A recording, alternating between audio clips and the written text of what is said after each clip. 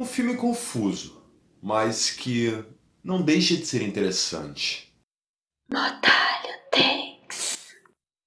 They Live Inside Us é um filme de terror independente, tendo como mente por trás da ideia Michael Barrett. Esse cara fez o roteiro, a direção, uma parte da produção e gravou até umas takes do filme, mas ele contou com o auxílio de mais duas pessoas, Jordan Zwisson e James Morris, estes que fizeram parte da produção também. Eu achei uma proposta bem interessante, como na verdade um filme recente, né? Ele foi lançado agora em outubro de 2020, mês passado. Tem sido pouco comentado, pelo menos aqui no Brasil. Eu fui dar uma pesquisada acerca da ficha técnica do filme e acabei por descobrir que ele faz parte de uma antologia cinematográfica. É o 4º episódio, se eu não me engano. Se eu tiver errado, eu vou corrigir aí na tela, na edição. Mas, se eu não me engano, é o 4º episódio de um projeto, vários filmes que não seguem necessariamente uma ordem cronológica. Não é um filme que eu diria tão violento, com muita violência. Porém, tem algumas cenas que são bem, enfim, pesadas para quem é sensível, né? Dando ênfase inicialmente à narrativa, é uma narrativa coesa, bem articulada, começa de uma forma bem leve, as coisas vão fluindo no ritmo certo, mas não é aquela coisa onde aqueles filmes, sabe, que uma cena demora demais pra acontecer e fica aquele blá blá blá e aquela enrolação e... Vocês sabem do que eu tô falando. Bem, o The Life Inside Us não é assim, ele basicamente vai direto ao ponto em cada cena. É lógico que tem aquelas sutilezas, mas não tem muita enrolação. Todas as cenas elas já vão ali direto ao ponto, é uma coisa que eu achei bem interessante. O que pode prender o telespectador, como no meu caso, eu fiquei bastante imerso na narrativa por ser algo bem objetivo, bem direto, mesmo que contenha coisas implícitas ali, mas da mesma forma que me prendeu, pode espantar outros telespectadores que já preferem algo mais detalhado, algo mais demorado, com uma amplitude maior. E como em todo bom filme de terror psicológico, vão aparecendo as pontas soltas ao longo da narrativa. Esses pontos vão se ligando aos poucos. E é um ponto que eu considero negativo na obra, mas ao mesmo tempo não ofusca os pontos positivos da mesma, que é a previsibilidade. Basicamente, o filme é bem previsível, algumas cenas, já outras nem tanto. Acho que vai depender mais da percepção de cada um, né? Do ponto de vista de cada um. Mas enfim, eu assisti o filme, gostei, achei interessante, refleti, escrevi, pensei e cá estou eu gravando porque, enfim, eu busco apenas expor o meu ponto de vista. Basicamente é um filme que não faz enrolações, o clímax é bem direto e concentrado, é uma coisa bem objetiva. Cada cena contém o seu clímax, sabe? Não existe algo linear onde, sabe, o clímax vai aumentando. É claro que vai aumentando ao longo da narrativa, mas cada cena carrega o seu clímax por si só. E é uma tensão que está presente no filme desde o início. Mesmo antes de começar os eventos considerados bizarros, já tem um certo clima de tensão ali presente no filme. Não dá pra explicar bem o porquê ou a razão, mas só aquele cenário e aquele silêncio, toda a ambientação já causa um certo tipo de tensão. Sem spoilers, o filme já começa assim e, enfim, isso a gente só vai entender no final do filme. Até uma proposta bem clichê, parece aqueles filmes de terror que passava na sessão da tarde antigamente. Basicamente, dois garotos estão indo numa casa considerada mal assombrada. Eles pretendem, não sei, invadir a casa, enfim, se aventurar na noite de Halloween. Daí cada um conta uma história diferente. Um diz que aquela casa pertencia a uma bruxa que foi culpada, provavelmente inocentemente, pelo assassinato da filha, e então ela não conseguiu conviver com isso e deu um fim em si mesma. Já o outro garoto conta outra história, que basicamente um cara louco que habitava aquela casa e ele basicamente fez a mesma loucura que aquele maluco de Amityville fez.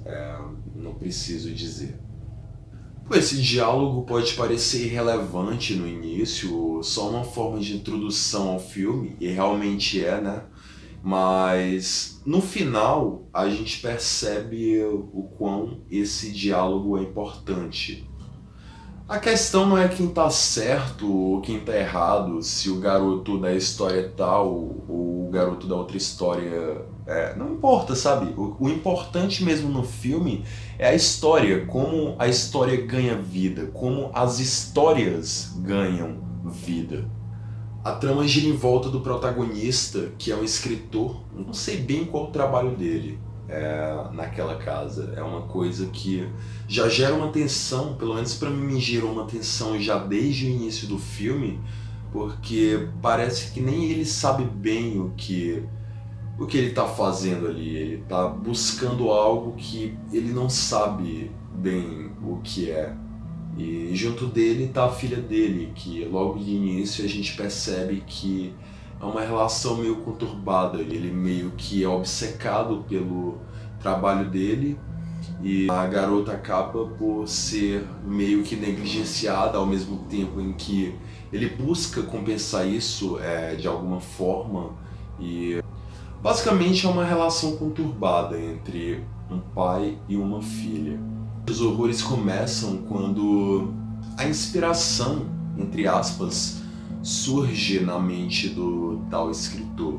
Ele começa a escrever e a cada vez que ele aperta o botão Enter, a gente é lançado a uma cena de puro horror.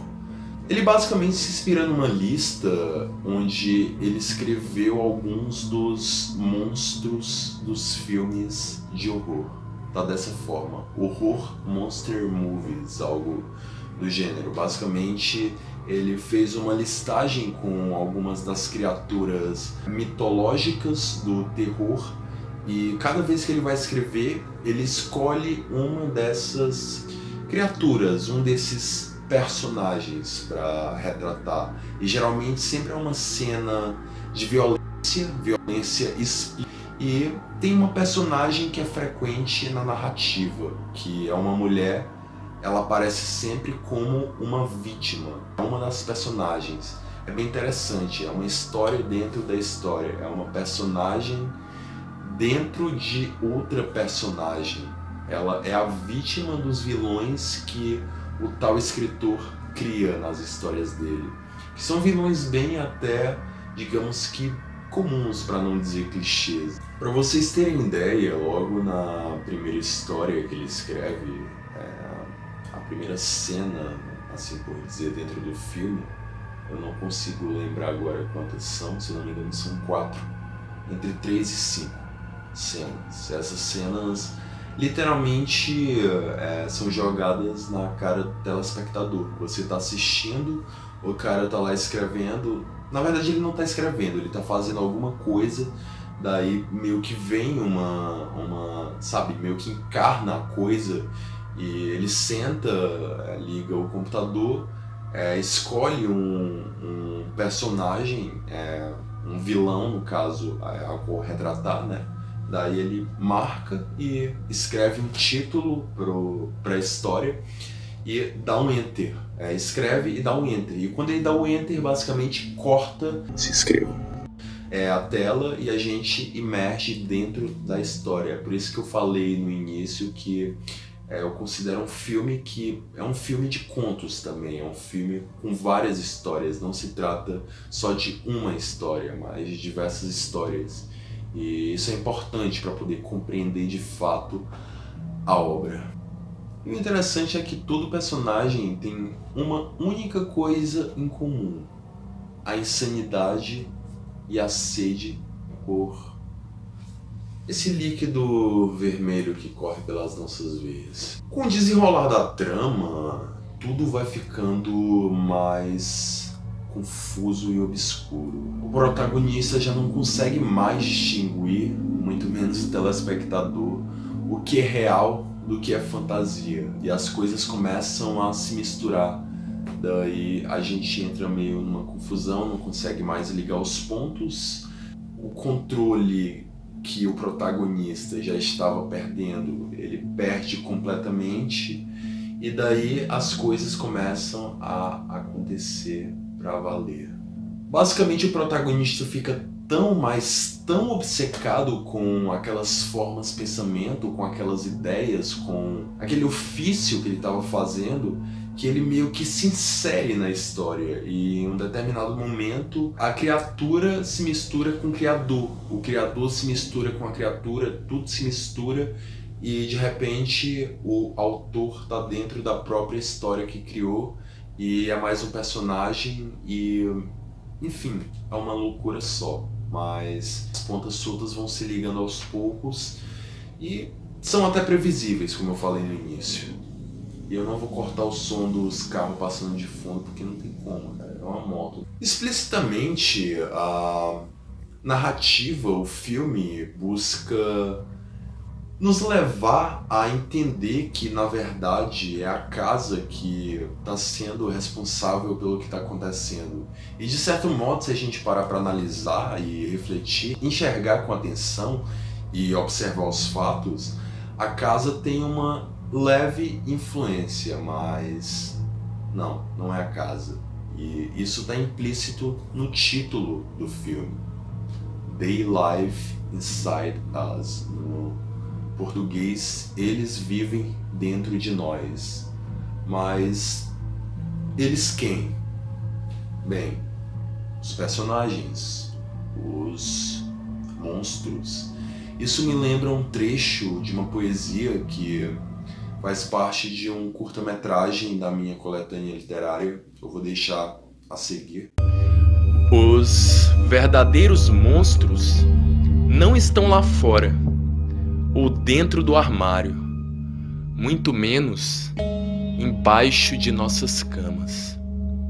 Eles se encontram dentro de nós.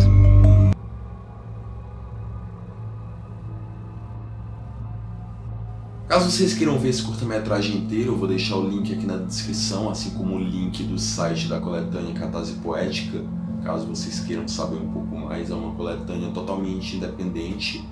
Eu criei unicamente no intuito de fazer arte, basicamente. Mas voltando ao assunto.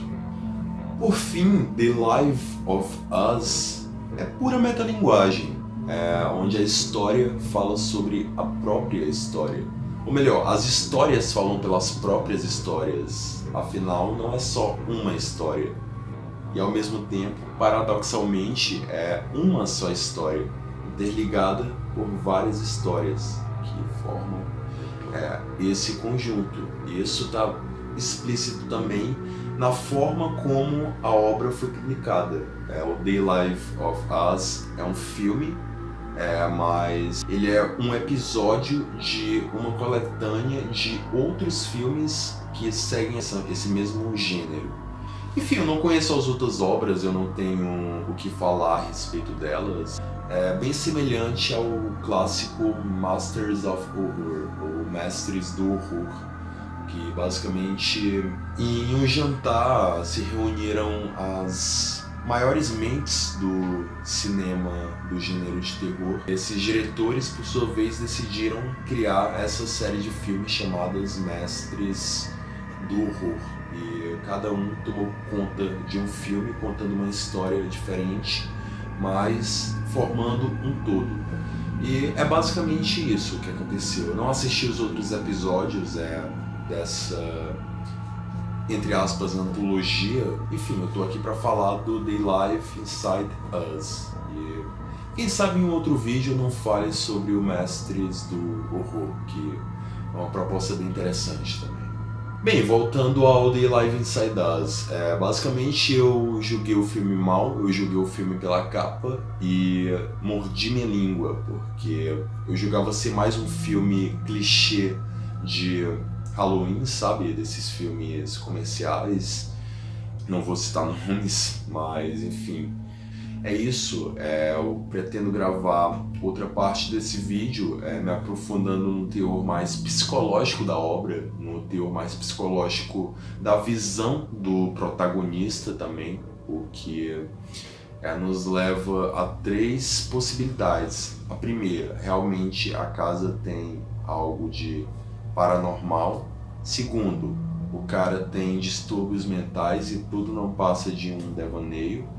E a terceira possibilidade, esse é o meu ponto de vista. Eu peço que vocês expressem o ponto de vista de vocês também aqui embaixo nos comentários. Se vocês já assistiram o filme, comentem aí embaixo o que vocês acharam, qual a opinião de vocês, o que vocês têm a dizer a respeito do que eu comentei nesse vídeo. Interajam, acrescentem ideias. Eu pretendo fazer outros vídeos, eu pretendo assistir novamente, como eu disse, fazer uma abordagem mais psicológica da obra, assim como assistir as outras obras, quem sabe, e também fazer vídeos analisando-as. Enfim, é interessante gerar um debate. Se você gostou desse vídeo, se inscreva no canal, já vai ser um grande apoio. Dá o seu like aí também. E se não gostou, dá o seu dislike. O que realmente importa é a liberdade de expressão. É isso. Até a próxima. Foi.